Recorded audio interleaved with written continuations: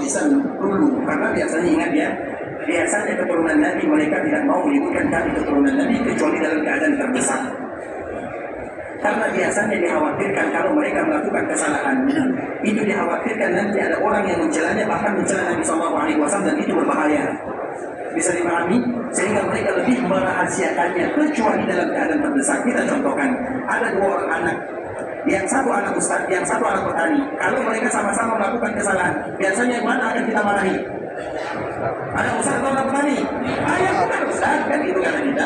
Kenapa kamu seperti ini? Itu baru anak ustaz, apalagi keturunan Rasulullah yang harus dijaga. Dan di antara untuk menjaganya biasanya mereka menyembunyikan identitasnya. Karena bagaimanapun keturunan Nabi melakukan kesalahan atau tidak? Melakukan kesalahan atau tidak? Melakukan kesalahan. Kalau mereka melakukan kesalahan, nanti takut orang lain menghinanya, dan takutnya nanti mereka menghina keluarga Rasulullah SAW. Di situ ayat Islam. Sehingga ada dua sisi. Dari keluarga Nabi mereka biasanya menyembunyikan identitasnya, dan kita tidak percaya itu kewajibannya. Dan kita contohkan cerita ini disebutkan oleh Imam Ibnu Qudamah dalam kitabnya Tawabin. Jadi ada keturunan Nabi, suaminya, istrinya sama-sama keluarga Nabi SAW. Kemudian di kota Islam meninggal suaminya, ketinggalan istrinya dan anak-anaknya.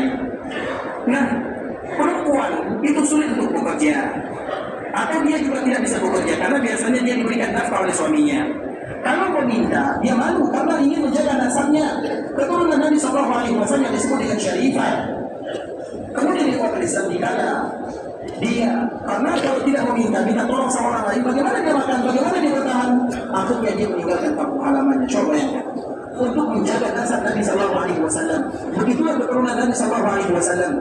Karena mereka malu, akhirnya mereka meninggalkan kampung halamannya. Karena nanti kalau mereka minta tolong, mereka malu menjaga dan membawa nama Nabi SAW. Pada akhirnya mereka keluar meninggalkan kampung halamannya. Di kampung orang lain atau di daerah orang lain, orang tidak tahu kalau itu keturunan Nabi, sehingga dia bisa untuk minta tolong karena dia butuh untuk makan, untuk bertahan hidup. Suaminya sudah meninggalkan anak-anak kecil. Kemudian di kota Islam dia lihat di sebuah masjid ada seorang yang menyampaikan pelajaran. Kemudian dia berbisik empat mata. Dia mengatakan, tolong kami, suami saya sudah meninggal, dan tinggal saya dan anak-anak saya. Kami tidak bisa hidup, atau kami belum makan, kami tidak ada pakaian, tidak ada tempat tinggal. Kemudian orang ini pun masih ragu. Kemudian wanita itu mengatakan, dan saya adalah keluarga Nabi SAW. Apa jawaban orang yang tadi diminta pertolongan oleh wanita ini?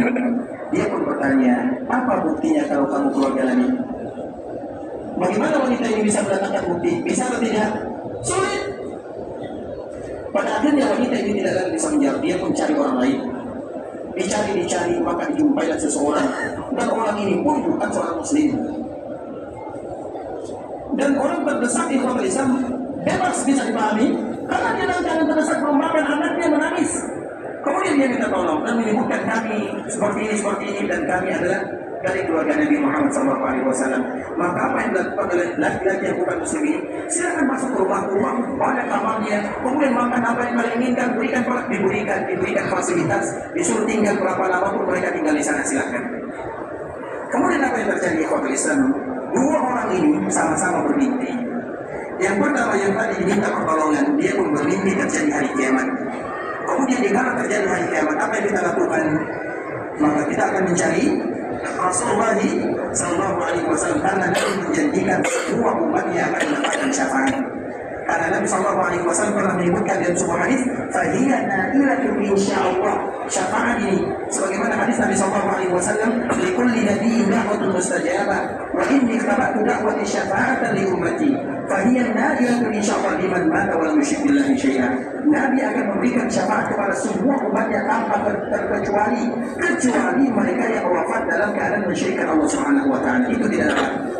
Berarti mereka yang tidak mensyirikkan Allah, mereka yang wafat dalam keadaan kalimat la ilaha illallah, maka mereka akan dapat syafaat dari Rasulullah SAW, dan semoga kita mendapatkan syafaat Nabi. Kemudian di kota Islam terjadi hari kiamat, maka semua orang mencari Nabi untuk mendapatkan syafaat. Maka termasuk orang yang pertama tadi. Kemudian dia datang kepada Nabi, ya Rasulullah, berikan kepadaku syafaat. Dia minta syafaat, diizinkan oleh Allah Azza wa Jalla. Kemudian aku juga termasuk umatmu. Apa kata Nabi? Apa buktinya kalau kamu umatku? Sama dengan pertanyaan dia kepada siapa? Apa buktinya kamu keturunan Nabi? Maka Nabi pun bertanya, apa buktinya kamu umatku? Mau tidak kita dikatakan oleh Nabi seperti itu? Kalau kita bukan umat Nabi, kita buat siapa? Kemudian di Islam, dia terbangun. Kemudian dia mencari wanita tersebut, dicari, ditemukanlah wanita ini bersama orang yang tadi telah menolongnya. Kemudian dikatakan, berikan wanita itu kepadaku, apa yang akan menjaganya, aku yang akan disebutkan semuanya. Dan dia tidak mau, orang ini tidak mau. Kemudian orang ini juga bermimpi di malam harinya, dan dia pada hari itu juga mendapatkan hidayah dan cahaya Islam. Kemudian di Islam yang pertama ini mengatakan, biarkan kepadaku, aku akan beli, aku akan bayar kamu 1.000 dinar. 1.000 dinar itu kurang lebih berapa kira-kira? Karena 1 dinar kurang lebih 2.500.000 sampai 3 juta. Berarti kalau 1.000, coba bayangkan, berikan kepadaku, aku akan bayar. Orang ini tidak mau. Bisa dipahami kepada Islam. Artinya kalau ada yang mengatakan kami keturunan Nabi, akui dia jujur, dia tidak jujur, bukan urusan kita. Urusan dia dengan Nabi dan di akhirat. Kalau dia jujur, alhamdulillah. Kalau dia tidak jujur, berarti dia telah menyediakan bangku di dalam api neraka. Tapi itu bukan urusan kita. Urusan kita percaya selesai. Apa sulitnya percaya?